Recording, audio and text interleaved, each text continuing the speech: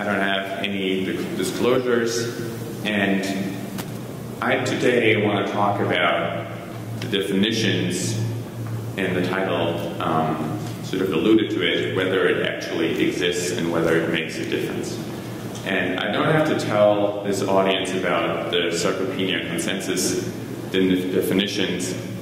The point I want to make is that any definition that we have at the moment will always go through muscle mass. So this is the European Working Group definition, and this flow graph essentially demonstrates that you cannot have sarcopenia according to our current consensus definitions unless you have low muscle mass. And there's different methods of measuring muscle mass. Since I come from a DEXA-centric lab, and I want to tell you a little bit about DEXA. Obviously, there's other methods out there that I'm mentioning a little later in the talk. But the nice thing about DEXA is that it can measure all three body compositions that Bruce nicely alluded to that matter for sarcopenia, for osteoporosis, and obesity. And I want to spend the next few slides of telling you a little bit about the ins and outs of doing body composition. So the International Society for Clinical Densitometry has for years always brought out quality standards of how to do DEXA, and they've came out with these position statements in 2013 about body composition.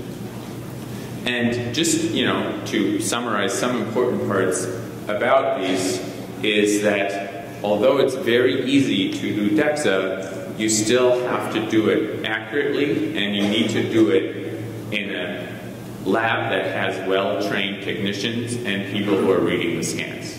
So the first thing that I think is especially important if you want to use muscle mass prospectively is that you have a precision that is good and that you actually know what your precision is.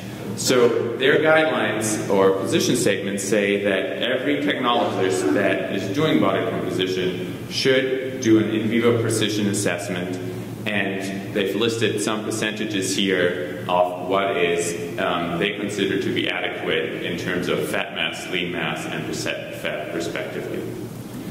And then you need to do it correctly.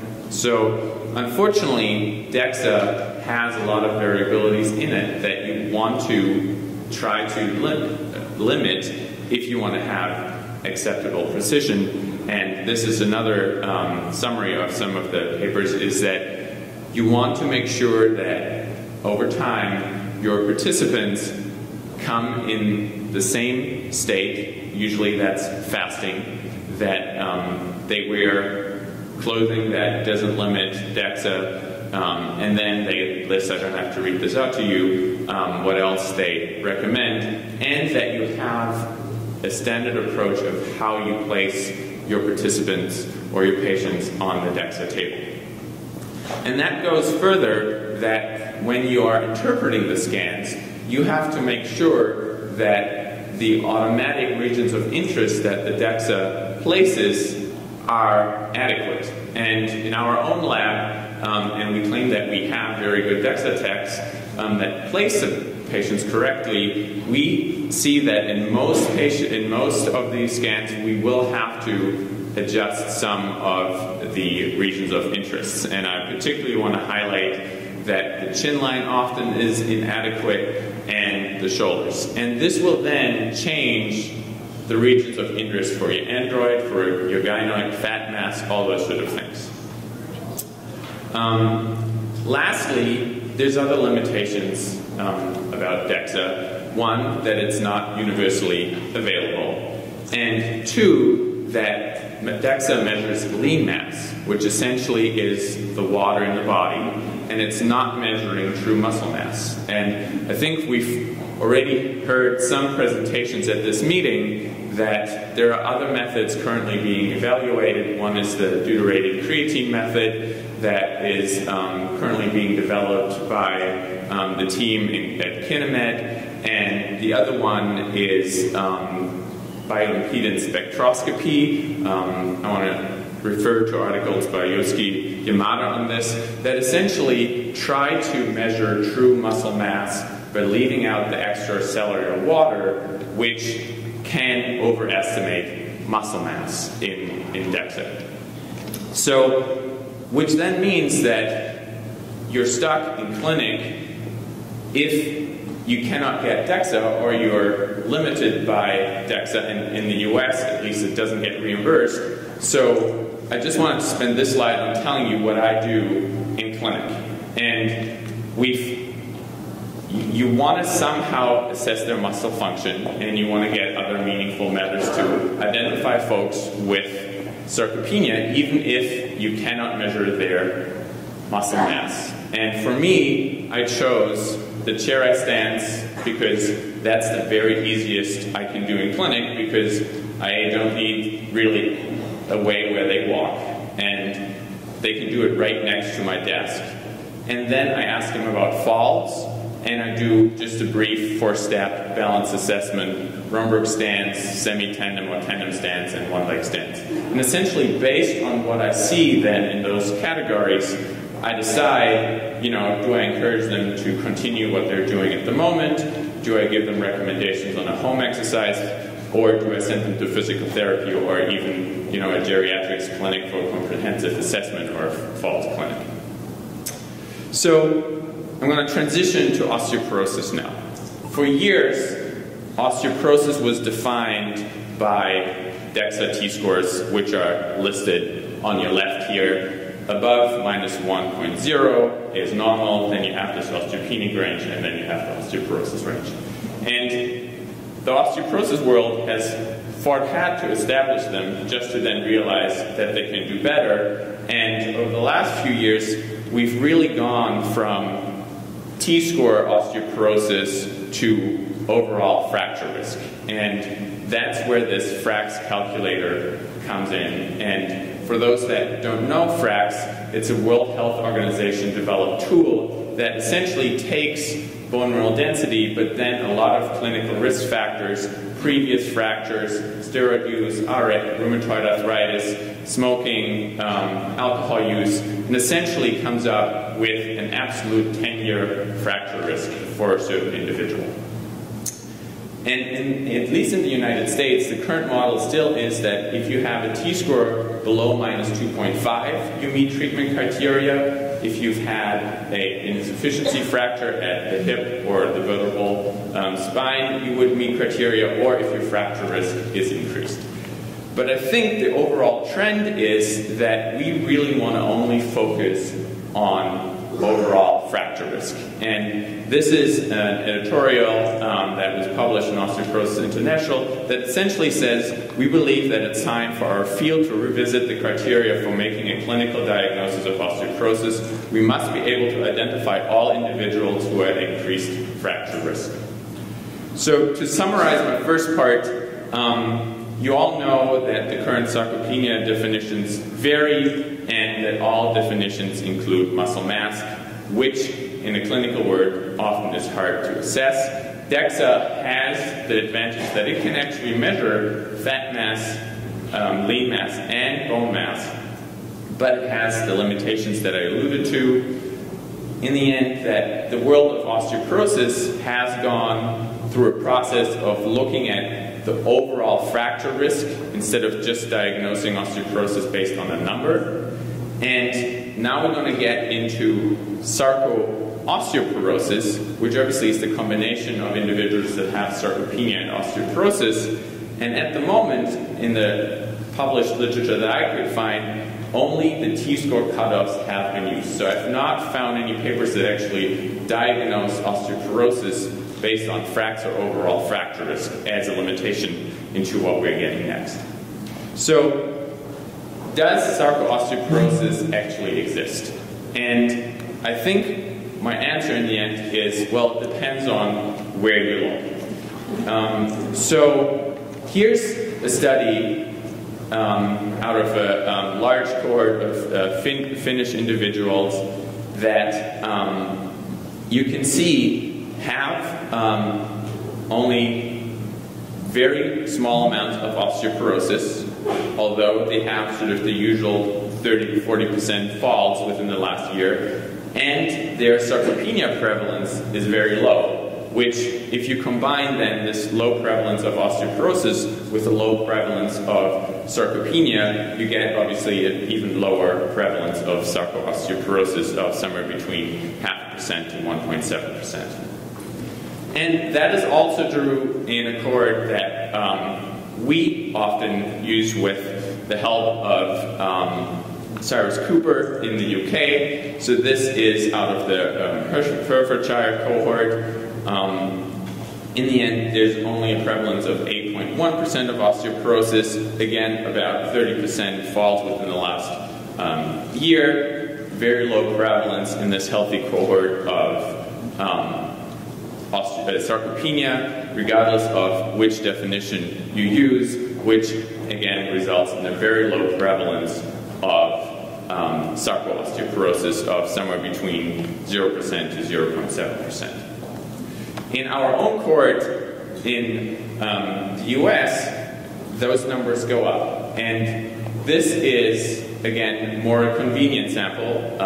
If you're an osteoporosis research center, your registry includes a lot of people with osteoporosis, so if you invite them to come, you get prevalence rates that are suddenly substantially higher of about 25%, and these people usually also have more muscle problems, so you get higher prevalence of sarcopenia, and you can see that, again, the sarco-osteoporosis prevalence greatly varies by definition from 0% to 9% depending on which definition you use.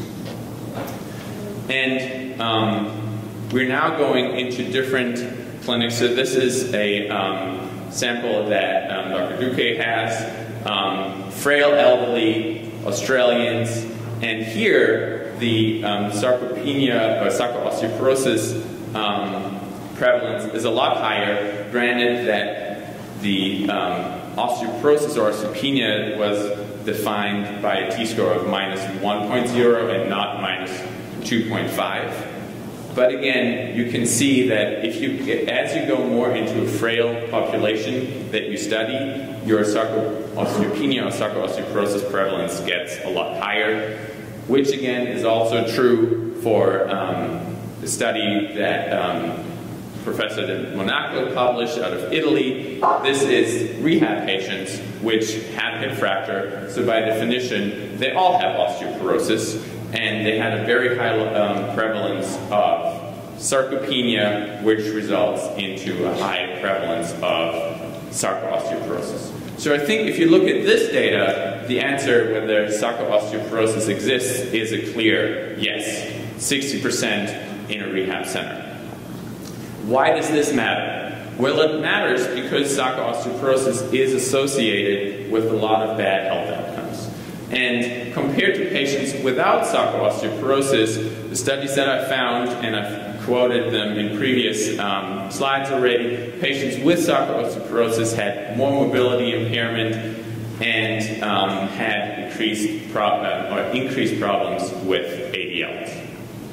The other thing I want to highlight is Peggy Cawthon's work out of Mr. Oz, where you can clearly see a linear relationship between muscle function, which is listed on the x-axis, and the hazard ratio for hip fracture. So these are quartiles, and you essentially, as you go from normal function on the left of in these graphs to impaired function on the right, you can see that the hip fracture risk linearly increases. I just highlight the chair stance because that's what I use in clinic again, and you can essentially see that those who are unable to perform Characterized tests, meaning they cannot get up out of the chair without using their arms, had a hazard ratio of 8.1 for hip fracture, and the incidence, the adjusted hip fracture rate was 11 per 1,000 person. Frailty is also more common in patients with sarco-osteoporosis. This is from the Women's Health and Aging Studies. And you can see that the frail odds ratio, I just highlighted it at the bottom of the slide, was 6.4 for those with sarco-osteoporosis compared for those who didn't have the combination of the two. Here, the sarco-osteoporosis prevalence was about 11%, granted that that was only based on ALM height squared and did not account for any muscle function impairment. So, summarizing this part, whether sarco-osteoporosis exists or not really depends on which definition you use and which population you study. If you go into population studies that sort of take a large sample of older adults, the incidence is very low, but as you go into populations that are very frail, it really becomes very common. Regardless of that, it matters because the combination of the two increases poor health outcomes. And being a bone person, what I would like to see is an integrative approach, an overall fracture risk or whatever else outcome you choose, whether that's decline in mobility, decline in independence, that integrates all the different aspects that you've heard of. So I essentially just added falls and sarcopenia into the FRAX calculator, hoping that somebody who has access to the data behind FRAX is able to pull this off at some point in the future, which still means that this group of people has to give them a definition of sarcopenia they can actually integrate in this calculator. So in conclusion, what I want you to take away from this talk is that sarco-osteoporosis describes a syndrome of poor musculoskeletal health that is associated with falls, physical impairment, fracture, and frailty. Sarco-osteoporosis prevalence varies greatly. DEXA can be a useful tool to assess sarco-osteoporosis, and I would add the obesity part to that, although it has limitations. And I hope that we will be able to integrate sarcopenia as a factor in tools such as FRAX, because it will likely improve the prediction of poor musculoskeletal health outcomes. Thank you very much.